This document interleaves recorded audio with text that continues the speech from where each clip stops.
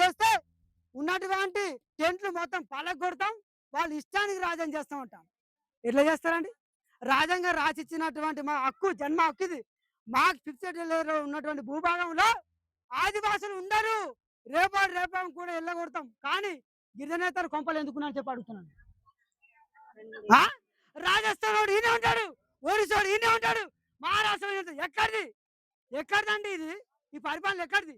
డబ్బుతో మూటలు కట్టి అధికారులు, శాఖలు, నాయకులు అందరు కలిసి ఉన్నటువంటి సమాజంలో తప్పుడు చేస్తున్నారు తప్పించి తక్షణం కూడా ఆదివాసులకు ఎక్కడన్నా అన్యాయం జరిగితే ఈ తుడుందే పని ఉండి మండల ప్రధాన కార్యదర్శి కూడా నేను ఎదుర్కొంటానని చెప్పి ఈ యొక్క మీటింగ్ సాక్షి చెప్తున్నా.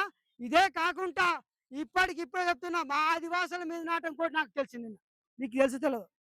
మా ఆదివాసులు భయపెట్టడే కాదట, ఎవరినో ఒకరినట కొన్ని ఇబ్బంది పెట్టే అధికారులకు మాకు తెలుసు. ఎవరన్నా మా ఆదివాసులు ఏమైనా చిన్న చిన్న తప్పులు జరిగి ఉంటే మాత్రం మా ఆదివాసి పక్షాన కూడా ఉధృతం అవుతాం.